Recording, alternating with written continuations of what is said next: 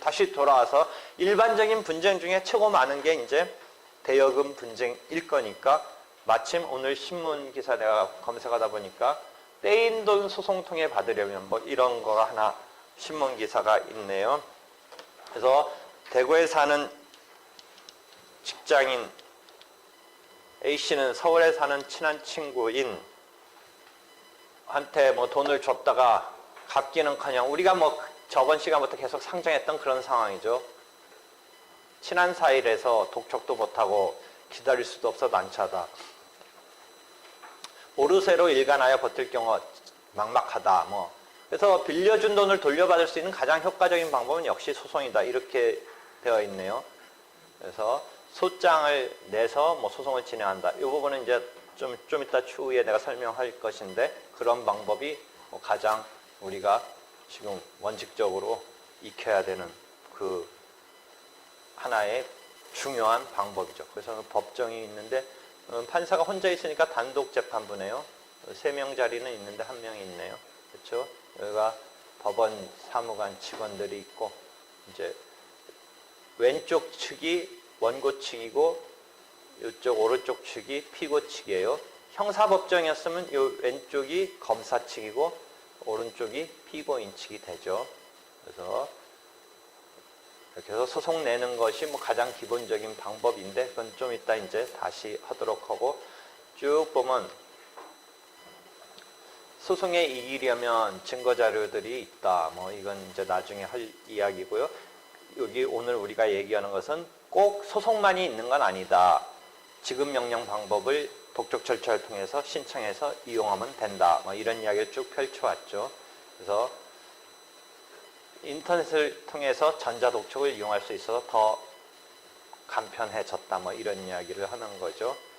그 다음에 여기 내용증명 우편을 한번 보내봐라 이런 건 있는데 내용증명 우편은 뭔가 자기 주장을 담아서 너 잘못했는데 왜 그러냐 정도의 내용이 담기는 것으로 보통 보내겠죠. 예컨대 이 사건은 돈 왜 안 갚냐 뭐 이런 얘기를 하는데 그건 내 주장일 뿐이지 내용증명 보냈다고 해서 일반 사람들은 그게 뭔가 확실한 뭐 진실을 뒷받침하는 뭐가 될 거라고 생각하지만 내용증명은 내가 그런 의사표시를 단순히 이메일이나 전화로 한 거는 나중에 그런 얘기 한 바 없다. 그런 연락 받은 바 없다 했을 때는 곤혹스럽기 때문에 내용증명 우편을 보내면 우체국을 통해서 그런 의사를 전달한 것이 증명이 되는 그 정도의 효과지 실제 그 보내는 내용으로 담은 내용이 내 말이 맞다라고까지 가는 건 아니에요. 그러니까 보통 사람들은 내용증명 보내면 그 내용을 이제 뭔가 진실로서 인정받는 거다. 뭐 이렇게 생각하는데 혹시 그렇게 생각하는 사람도 있는데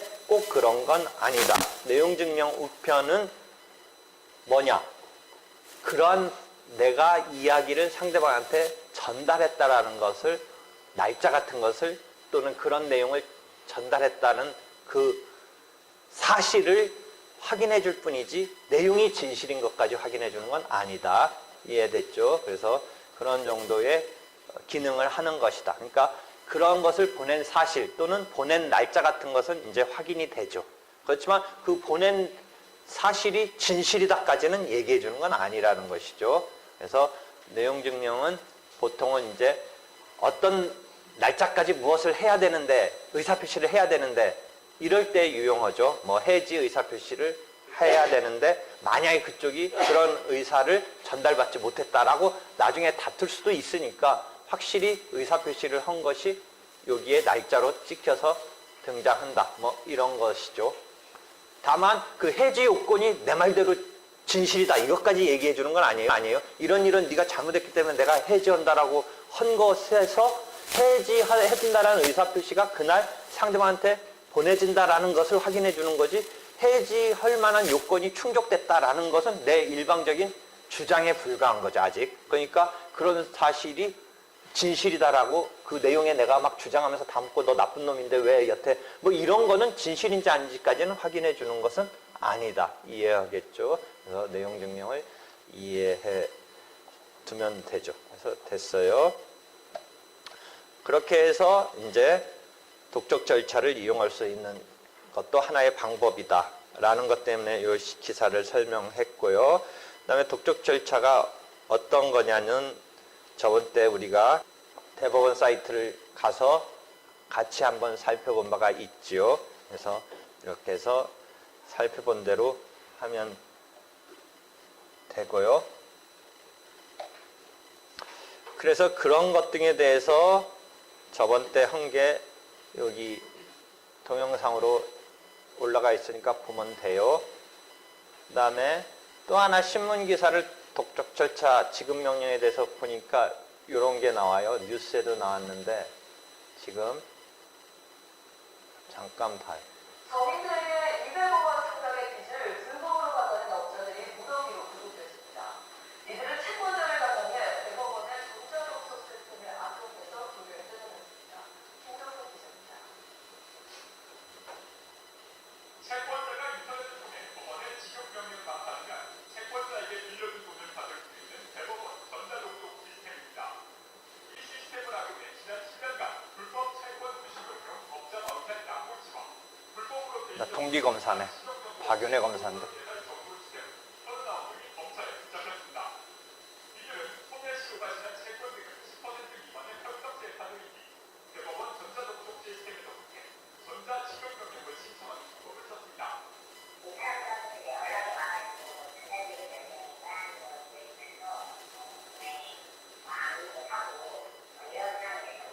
피해자는 전국적으로 4만여 명, 금액은 200억 원에 달합니다. 검찰은 이를 수사하기 위해 대법원 전산정보 시스템을 압수수색하겠습니다. 만약 의심스러운 지급 명령을 받았을 때 14일 안에 법원의 이의를 제기하면 피해 예방에 도움이 된다. KBS 뉴스입니다. 예, 했는지 모르겠네요. 거기서 우리가 배웠던 거 중에 이제 전자독촉을 이용했다라는 건 일단 논외로 하고 뭐가 나와요? 막 지급 명령이 날라온 거예요.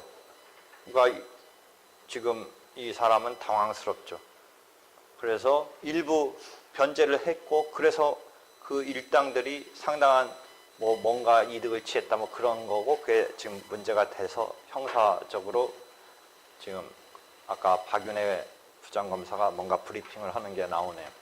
그러니까 독촉 절차를 통한 지급 명령이 날라오면 이 채무자는 법원을 통해서 그게 날라오니까 그게 무슨 정답적인 것이라고 생각하기가 쉬워요. 법원을 통해서 날라왔는데 내가 갚아야 되는 거다. 근데 실제 소멸시효 같은 게 완성된 이런 것을 가지고 했다는 거예요. 지금 거의 그쪽에서 낭패로 거의 미수 받을 수 없는 거 이런 것을 대량으로. 그러니까 그게 사실은 채권 양도가 되면 어떤 식으로 지금 생각해 볼 수 있냐면 그 회수할 확률이 낮으면 원래 단순히 봐서 100원짜리 채권이 회수할 확률이 높으면 한 70원에 살 거고 낮으면 한 10원에 살 거고 이게 역으로 비율이 생기겠죠. 그러니까 그런 것을 정식으로 하는 국가적인 기관도 있어요. 자산관리공사가 금융권 등의 부실채권을 양수해서 추심을 해요. 근데 지금 이 사람들은 무슨 금융권에서 거의 안 되는 것을 뭔가 브로커적으로 입수해서 그냥 딱 보냈나 봐요. 근데 소멸시효 같은 게 완성된 게 상당히 많았었어요. 거의 포기된 이런 류의 채권들인데 그것을 가지고 보내버리니까 이 채무자가 당혹스럽게 이거 기억도 안 나는 거. 그 내용이 주로 뭐냐면 뭐 13년 전에 옛날에 여러분은 그런 거 안 겪었지만 무슨 어디서 뭐 할부 무슨 영어 테이프를 샀는데 뭔가 뜯어봤다가 반품해서 안 산다고 하다가 뭐 그런 것 등이에요. 제대로 이 채권 채무 관계가 정리되지도 않은 막 소멸시효도 지났고 그때 막 반품하고 막 항의하고 그래서 딱 처리된 줄 알았는데 지금 십몇 년 만에 그런 게 막 날라온 거예요. 근데 법원을 통해서 갚으라고 날라오고 너 빨리 안 갚으면 저번 때 얘기했던 소송 촉진 등에 관한 특례법 뭐 그런 말이 장황하게 써 있지는 않지만 이자가 막 20%씩 늘어나는 막 이런 문서가 탁 법원으로부터 날라오니까 당황스러워서 일부는 해결을 하려고 갚기도 하고 그 일부는 이제 이거 뭐야 하고서 2주일 이내에 이의도 하기도 하는데 보통 사람 같으면 법원을 통해서 그게 날라오니까 그걸 일단 정답적으로 생각을 해서 갚아야 된다고 생각하는 사람들도 있었다라는 거죠. 그래서 그게 수만 건 중에서 일부 그렇게 걸려들면서 그게 이제 문제가 된 것 같아요. 그래서 이게 뉴스에 지금 나왔는데 더더욱 이게 서면으로 독촉 절차를 이용한 지급명령은 그 채권자로 이제 양수받은 지금 관계가 이 사람들은 약간 불법적으로 양수받은 이런 관계인데 전자독촉에서는 그게 잘 안 드러나는 거죠. 우리가 전자적으로 온라인으로 신청할 때는 일반적으로 직접 본인이 신청한다 개념에 있어서 대리라는 개념을 우리가 갖고 있지만 그래서 본인도 있고 대리 있지만 이 온라인으로 신청할 때는 잘 봐보세요. 여러분이 순서 민사소송 아까 말했을 때는 뭐 부모 사건이더라도 아들이 대리한다 개념이 있는데 온라인으로 할 때는 대리라는 개념 쓰지 말고 뭐예요? 그냥 엄마 대신 내가 입력해주면 되는 거죠. 잘 생각해보세요. 그게.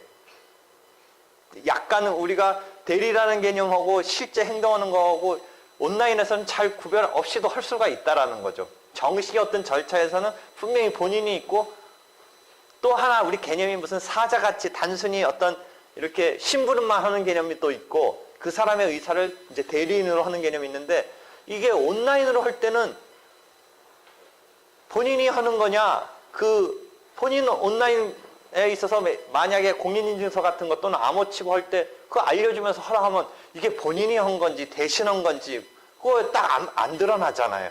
그런 것이 이게 온라인에 있어서는 조금 단점이죠. 온라인에서는 사실은 본인 신분 확인한다고 하더라도 그걸 자체를 누구 거 도용한다든지 옆 사람 거가 대신 시켜달라고 한다든지 해서 본인인 것으로 등장하는 거가 그게 좀 이게 실제 만나서 하는 거와 좀 틀린 거죠. 그러니까 지금 전자독촉도 그런 폐해가 있는 거죠. 그러니까 A라는 본인이 대리를 통해서 해야 되는 이런 것에서는 실제 B가 대리 비슷하게 했었어도 그냥 A인 명의로 그냥 들어가 버리면 그게 안 나타나면서 그냥 되는 거잖아요. 그러니까 이 경우도 채권 양도 양수가 됐을 때 실제 법원의 창구에 가서 막 종이로 접수하고 했을 때보다 뭔가 그 대신하거나 본인인 척하고 하거나 하는 게 쉽다라는 거죠. 온라인에서는. 그래서 그런 것을 이용해서 아까 뉴스에서 다량으로 그런 것을 한 것 같아요. 그래서 그게 문제가 됐고 거기서 설명을 쭉 읽다 보면 뭐예요? 그 시효 같은 게 지난 게 막 날라왔는데 당황한 거예요. 당사자들은 십몇 년 전에 뭐 뭔가 구매행위를 했다가 막 반품했다가 막 잊어버리고 있었던 게 갑자기 23만 원에다가 앞으로 안 갚으면 막 20%씩 이자 붙는다. 막 이런 게 날라오니까 막 일부는 갚았다라는 거죠. 그래서 그게 법원을 통해서 날라오는 게 문제예요. 그래서 나는 과거에 어떤 논문을 이것에 대해서 한번 썼냐면 법원을 통해서 날라오는 것에 대해서 이게 벌써 단정적으로 채권자 채무자 갚아라 막 이렇게 날라오니까 이거는 공식적으로 막 정답적으로 이렇게 법원이 관여돼서 얘기해 주는 것에서 당사자는 따라야 된다고 생각한다. 그래서 이 제도에 있어서 뭔가 채권자 채무자라고 이제 단정해서 하면 안 되고 신청자 피신청인 정도의 의미만 써야지 채권 채무로 단정해서 뭐 이렇게 딱 어떤 당사자의 명칭도 그렇게 의무를 이행해야 될 것처럼 한다든지 하면 안 된다. 뭐 이런 등등의 논문을 내가 쓴 바가 있어요. 이 독촉 절차 제도의 어떤 개선점 이런 거. 한편 아까 설명에 잠깐 마지막에 나왔는데 혹시 2주일 이내에 이 일을 하지 않아도 뒤늦게라도 자기 불만을 표출하는 게 이건 가능하다 아니다? 저번 때 설명했죠. 2주일이 지나서까지 그냥 그때까지는 여기에 대해서 대처를 잘 못해서 넘겼더라도 넘겼다는 말은 그대로 확정이 됐겠죠. 그럼 어쩌서 그걸 갖고 집행을 하겠다라는 취지로 들어오면 지금이라도 그것에 대해서 뭔가 따지고 불만을 표현하는 게 가능하다 아니다. 가능하다라고 그랬죠. 보통은 청구 이의소를 내는 그 단계에서 판결이라면 판결은 확실히 법원이 여러 당사자의 얘기를 다 듣고 내린 결론이니까 그 이후 상황을 갖고는 따질 수 있지만 판결이 내려지는 상황을 가지고 지금 와서 다시 뒷북 치듯이 얘기하는 것은 안 된다라고 했죠. 저번 때. 그런데 이 독촉 절차를 이용한 지급명령은 그 조문에서 또는 어떤 이 절차를 우리가 생각했을 때 당사자 변명을 다 듣고 내린 결론이 아니기 때문에 뒤늦게라도 이 일을 할 수 있는 사유의 시간적 제한이 그 결정이 지급 명령이 내려지기 전 시점, 이후 시점 구별 없이 지금이라도 뭔가 불만이 있는 또는 문제가 있다, 자기가 억울하다라는 것을 지금 단계에서 해도 무방하다. 청구 이의의 소의 이의 사유로 삼을 수 있다라고 얘기했죠. 그 얘기가 아까 잠깐 나왔어요. 잘 보면서 놓쳤는지 모르겠는데. 다시 한번 볼까요? 안 봐도 되겠어요? 나중에 링크 걸어놨으니까 들어가서 봐봐요. 그런 얘기가 쭉 펼쳐져요. 그러면 이제 거기까지 우리가 이제 이해했으면 이제 마지막 실제 이제 전자독촉 시스템을 그럼 한번 해봐야죠. 우리가 전자독촉 시스템을 한번 해봐야 되는데 일반 독촉 시스템보다 전자독촉에서는 온라인으로 접근하니까 아까 말한 대로 그런 가능성이 부정적인 이용의 가능성이 높긴 높다. 편의성 때문에 마련해 준 건데 부정적으로 이용하려는 사람들한테는 오히려 그런 이용에 활용될 가능성이 높다라는 것이죠. 그래서 전자독촉 시스템을 그럼 우리가 한번 접근해 보도록 하죠.